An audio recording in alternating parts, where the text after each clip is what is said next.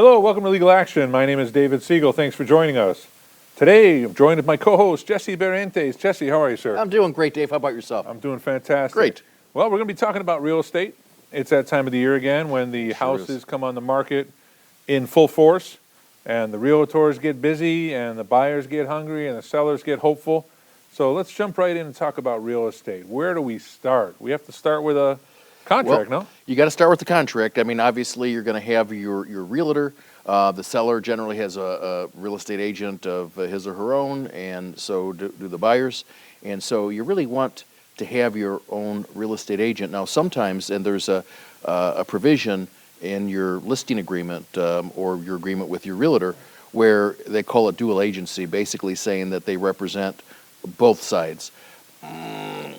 I don't know that you can really accurately represent both sides in a transaction. I mean, somebody's looking out for you, and that's what you want. But, so you finally, you go around, you find a place, this is the place. And so you make an offer.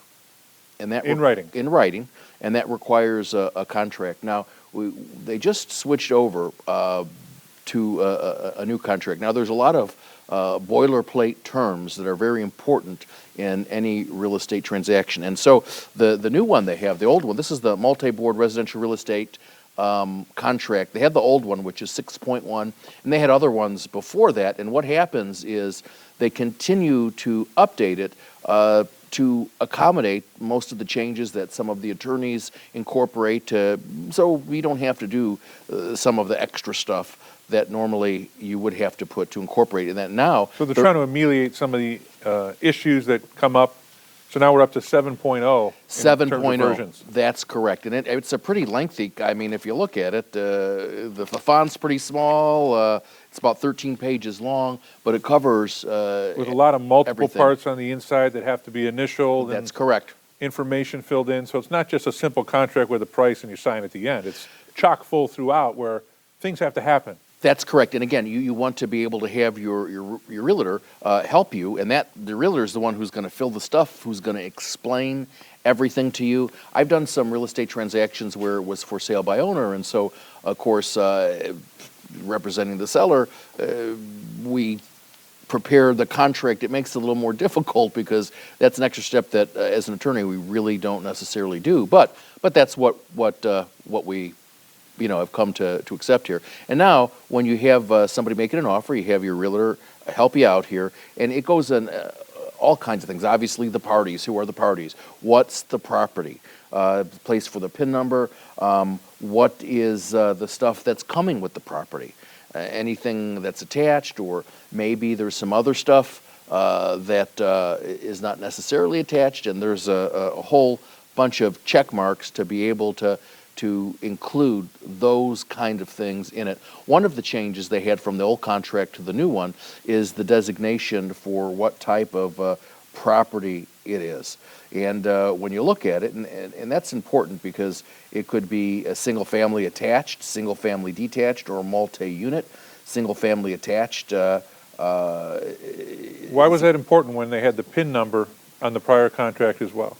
Well, PIN number, what's important for the PIN number is that's what identifies that specific piece of property. So the seller's attorney anyway.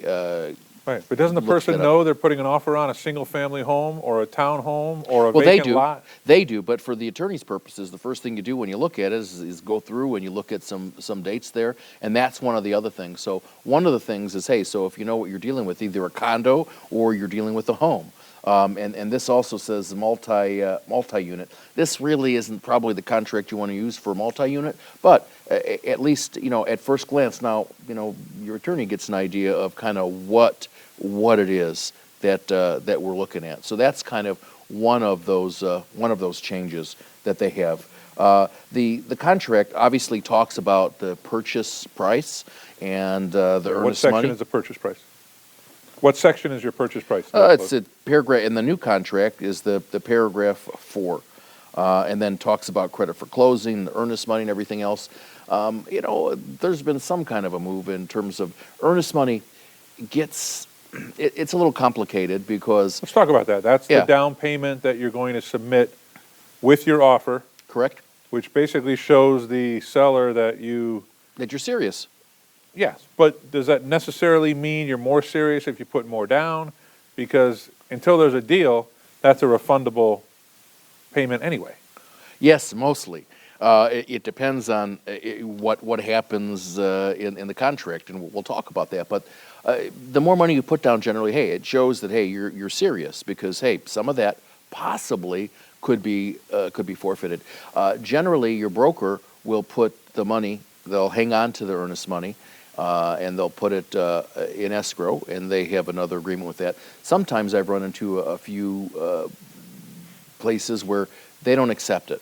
And I generally don't like to put that necessarily in my IOLTA interest on client's trust account fund. And so what you could do is what they call it's a strict joint order escrow with the title company. And there's generally a fee for that, depending upon what it is, roughly $300 or so. But that gets refunded as long as, or waived as long as the transaction gets closed at the title company. And there's some few other different things. What's nice about that is the title company has it. When they go to apply the funds, everything is there. You don't have to worry about it. It's been cleared. And so those kinds of issues as well. And then you look, there might be some of the transactions might require initial deposit of earnest money, and then once you go through all of the attorney review and inspection provision, that they put down an additional amount. Generally, that hasn't been the kind of norm for the transactions that I've done, but it can get really messy with having the earnest money. I mean, hey, if somebody doesn't want the house, you don't want to go through the contract, and I've had a couple that have canceled for whatever reason, hey, we're done. One of them, I think, was we had a whole bunch of stormy weather. I don't know if you recall that this past year here. And so, of course, because there was so much stormy weather, the sump pump was going and going and going. It normally doesn't do that, but because you had that. And so, hey, they kind of changed their mind, and that's okay. Was there water in the basement? No. It's just the sump pump continued to go off, and that was it. And I get it. Hey, but if you don't want it, that's fine. Hey, so let's cancel the deal, give your money back, and move on. That's kind of how I look at things. There's no point in trying to drag it on, unless there's something maybe a little more egregious there. Okay, let's talk about some really important provisions that pertain to the contract other than the purchase price. Sure. Which is one of those provisions that cannot be changed by attorneys later. But I want to get right into the most critical provision other than the purchase price.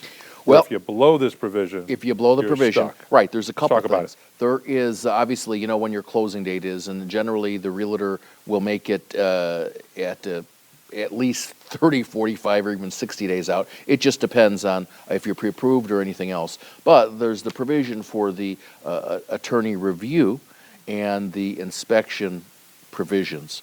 And so basically 5 business days after the date of acceptance, which is you tender your offer, your written offer, your contract here to the seller, the buyer does, and then the buyer, or rather than the seller, gets to review it, and if they want to accept it, then they'll sign and date it, and so now that's the date of acceptance. Okay, so 5 business days from there.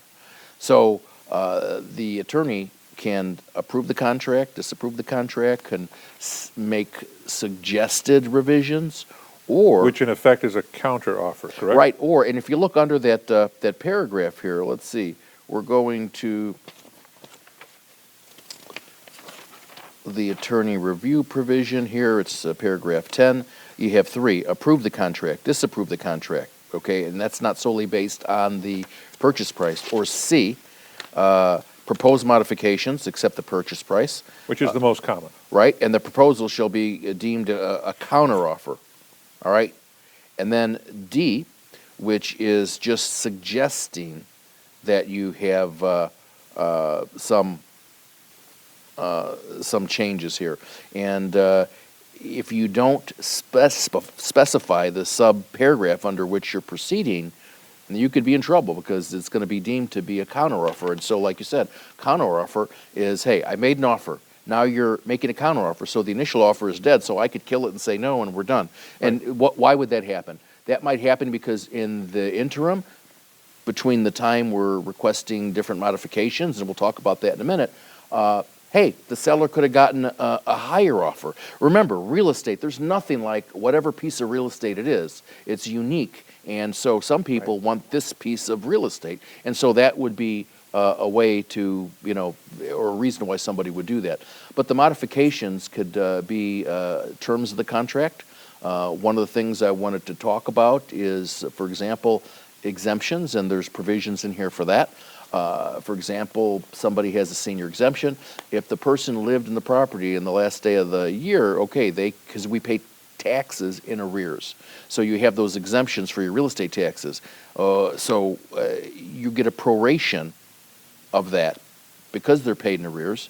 Generally, the buyer wants them at 110%. The seller wants them at 100. And so most likely it's 105, but for Cook County properties, generally that's about 110%. And, real estate taxes never go down, Dave. They always go up. But you also want to look at those things to make sure, hey, and that requires an attorney who's cognizant and who knows real estate and who's able to check that out and everything else, because you want to make sure, hey, look, that what you're seeing in the prorations you're getting, you're not going to get stuck, because you're not going to get those. You're not going to get a senior exemption if you're in your 30s. Or maybe there might be a veteran's exemption and you're not a veteran, and certain things like that. If it's an investment property, you won't get a homeownership exemption. That's for sure. It's really going to go up high. Yeah, exactly right. So you just want to kind of look at those things and make sure. Generally, people buy the real estate for their home. They're selling one, or it's their first home, or anything else. And so that's why it's important for them to, actually to go to somebody, go to an attorney who's going to explain these things. If you have those questions, a lot of people they don't have any clue what's going on, and they should. This is one of the biggest investments in your life. Right. Well, let's say the attorney does his job or her job, and they get the modification letter out. That takes care of the one time frame. You've covered yourself there. We have another time frame, though, with regards to the inspection. Correct. Let's talk about that, because that's almost as important. Well, the inspection allows you could have a professional inspection. You have somebody come over, you pay that person. They look at everything. They're not going to tear out walls or anything else like that, but they're looking for major things. A lot of times homeowners do their own electrical work, and maybe the wiring might be backwards, or you might not have the GFCI outlets where there's water where there's supposed to be, little things like that. There might be an issue with the heating or the air conditioning. There might be foundation cracks and different types of things of that nature and everything else. And so they're going to look at it, they're going to give you a report, and they're going to flag certain things. And so your attorney, as part of the attorney review, is also going to do it not only pursuant to the attorney review, but also the inspections. If something works for the function for which it was created, even though it's old, that really, doesn't count. And the new contract, just to let you know, those couple of changes, the first one we talked about in terms of the house, the attached would be a condo or single family detached, just a house there. It talks about the inspection provision, and basically, doesn't let you use some of the things that people will normally complain about. So they've tightened it up. It's a little bit more, I don't want to say necessarily seller-friendly, but you can be sure that the attorney is still going to ask for it in any event. Okay, that doesn't mean that they're going to get it. And remember, depends under which provision in the attorney review provision that they're going to go under, whether or not it's going to be actually a counteroffer, or whether or not it's just going to be suggested changes that doesn't act. In Section D is just a suggestion? Right, that is correct. But you have to specify under which provision in your letter. A lot of attorneys... Otherwise, it's a counteroffer. Otherwise, it's counteroffer. A lot of attorneys will say, well, they won't say what provision, what subprovision it's under, and they'll say, we reserve the right to withdraw. It doesn't matter. If you don't specify what paragraph it's under, it's considered a counteroffer, and hey, you can lose the deal on something like that. Okay. And then so we talked a little bit about the prorations and everything else. Now, there was something under the financing. Obviously, there's the mortgage contingency provision, which basically says that the contract's contingent upon you getting a commitment for a mortgage for the price of whatever it is, if you're getting 90% or whatever it is you're getting for whatever that is, and within that amount of time. If you don't, then your attorney can do a request to extend that date. Okay.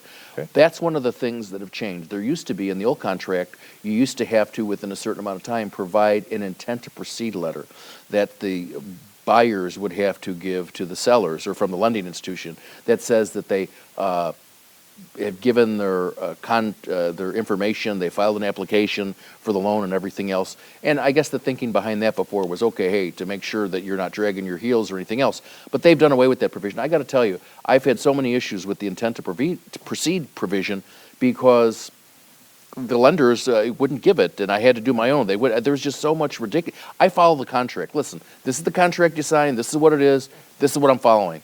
You get it or you don't get it. And, if I'm representing the buyers, it's like, hey, you need it. Well, they said that we don't have to get it. And so there's been a whole bunch of issues. So that's gone now. You don't have to worry about that anymore. Okay. So that's actually a good thing, all right? Because if you can't get a mortgage, aren't you pretty much wasting the seller's time? Well, no, but why did you agree to the why contract the provision on a property you couldn't afford? Well, that's why you have the provision, and now you have your earnest money. But we can strike that provision. Right, or if a lot of things they could have put in the new contract, but they haven't. And one of the modifications, because the seller's attorney can make modifications too, buyer's attorney generally do. And one of those modification requests is, hey, listen, that unless the house appraises for the purchase price, then the contract is null, which, it really doesn't make any sense because guess what? If it doesn't appraise for the purchase price or the amount you're borrowing, guess what? You're not going to get the loan. Well, you can come up with the difference. Well, you can, but generally you're not going to get the loan, the commitment, and so then the contract is going to be null and void and you can get out of the deal. But if they really want the house, they can take the loan for a certain amount and then supplement it with their own down payment so that they can waive the contingency provision because if that date passes and you haven't given notice, then that's waived and now you're stuck, however that goes. So seems like there's a myriad ways that the contract can fail. Oh, there is. Well, you say 13 pages. I mean, there's a lot of different things that can happen in people's situations.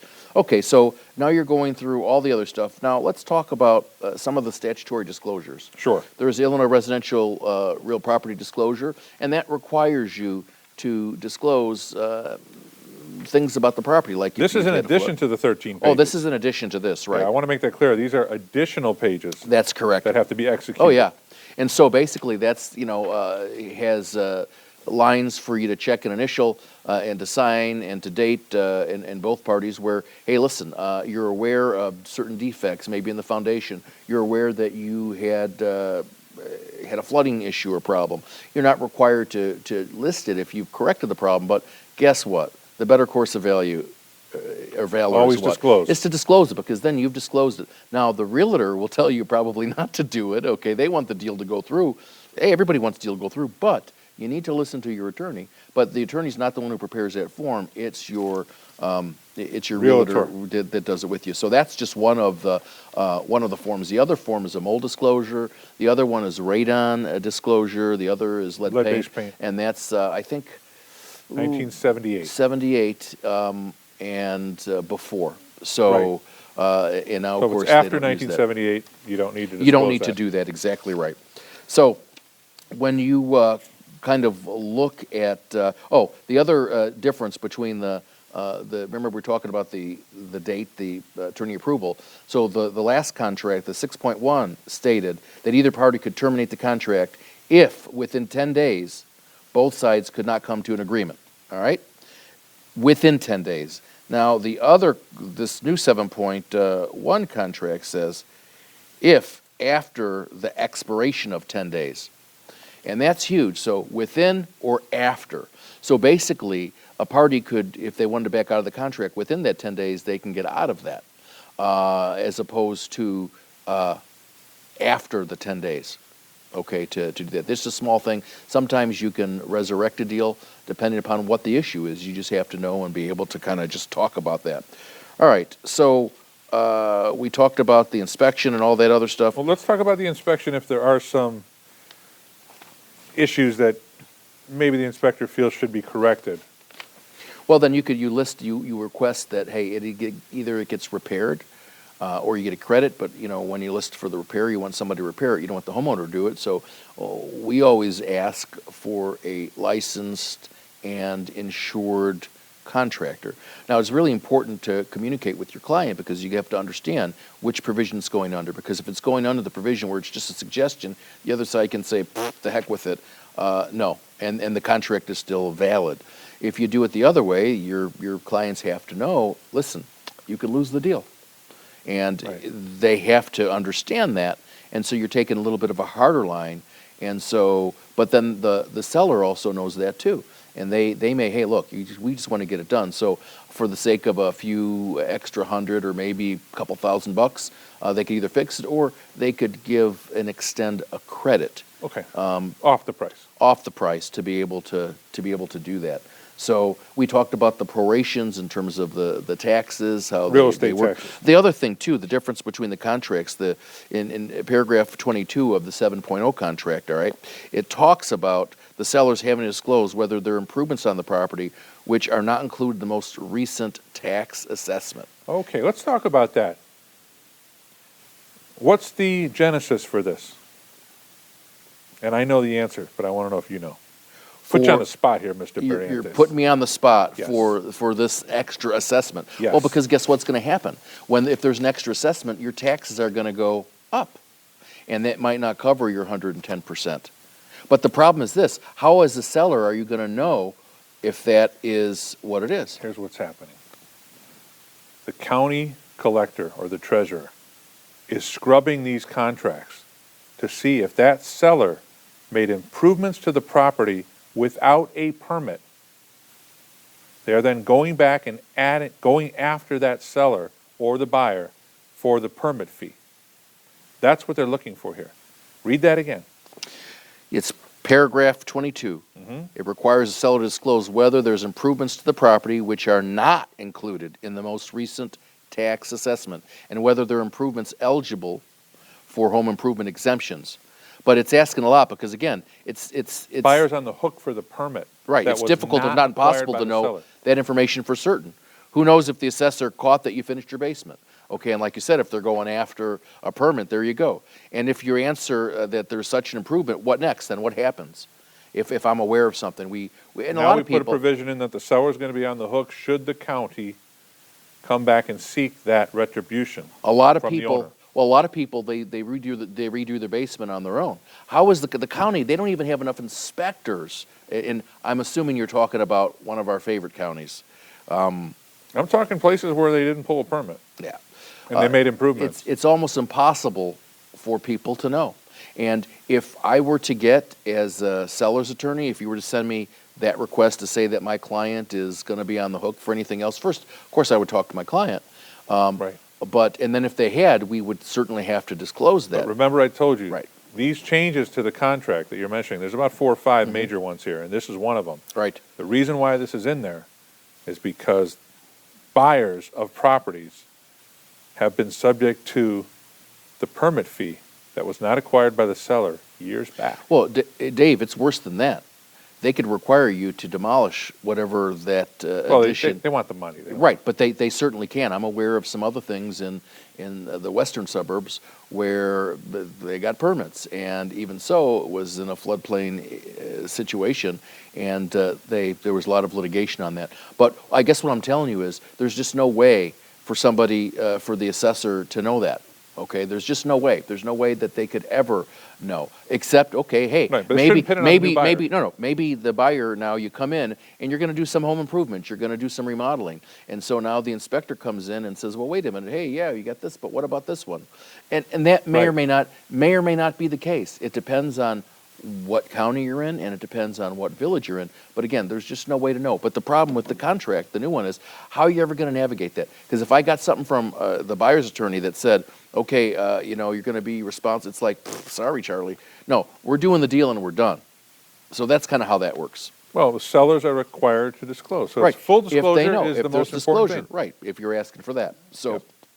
so if we're talking now about, we talked about the attorney review, we talked about the the prorations, the taxes, and everything else, right? And the mortgage and all that stuff. And so now, what's going to happen is the seller's attorney is going to do, in general, they're title agents. I'm a title agent for a couple of title companies. They're going to do a title search to make sure that they're conveying marketable title, that there's no liens, there's no encumbrances, no anything else. And so that gets taken care of. The property gets searched. They're going to look to see if there's any judgments that come up in your name, or if the title agent is aware of any judgments on behalf of the seller, other than that's not disclosed in there and everything else. And the reason for that is if there's a judgment, guess what? It's got to be paid. Right. And that's got to be taken care of before everything gets conveyed. Okay, and you also write title, correct? Can you go into detail a little bit on that? We've got a couple minutes left. Sure. Basically, the title company sends their packet to the agent to search the title for things, for example, to know whether or not there's your sanitary district or different things like that, to know whether or not, again, we talked about the judgments, to know about those exemptions or whether or not there are any other liens on the property. There's, depending upon where the property is located, you have not only state and county, but you have municipal taxes and other things to worry about and those kinds of things. So the purpose of the title insurance is, so, hey, listen, if there's a problem with not good title, then you have some kind of recourse. Okay. And so you everything, are a title agent is what I'm a getting title agent, right, for a couple of different big companies. But again, the bottom line here is after you've done everything and you're at the closing, they don't call it a closing now, Dave, it's consummation. Oh, I thought that was something else. For whatever, we still call it a closing. And then so at the table, there's always some changes to, and it used to be called a HUD or a RESPA, now it's the Master Alta Statement, which is the same thing. Really, it shows where the money's coming from, where all the credits are going, and what the bottom lines are. So there's complete disclosure and transparency of all of the fees and everything else. Yeah, so there's quite a bit of math involved, as well as the legal mechanics of the contract. There is, especially if there are those prorations. And so when you look at them, if you go for a time when the person's not going to have them, you have to add everything back in order to do those calculations. Okay, we've got about a minute left. Jesse, can you just summarize from start to finish the key points? Sure I can. All right. In a nutshell. You need a lawyer. Yeah. Okay. Yeah, I think you've made that obvious. Right. Thankfully. You need a lawyer who is cognizant about real estate, and you need a good realtor too to kind of help guide you through that process. You have questions. A lot of people, they don't ask questions. Ask your attorney questions. That's what they're there for. And if they're not spending the time with you, then maybe you need a different attorney. It's important that you know what the situation is from beginning to end. The attorney's not responsible for your loan documents or anything else, although he is going to explain those at the table to you. That comes from your lender. Securing your mortgage, your loan, is up to you, and so that's a little bit different. But any questions that you have, you need to talk to your attorney about and to go through it and ask. You can ask your realtor. A lot of times, realtors and attorneys may clash a little bit. As an attorney, I'm looking after my client's best interest. Okay, great information, Jesse. Great to see you. You as well. Real estate, that's what we just covered on Legal Action. We'll see you next time. Take care.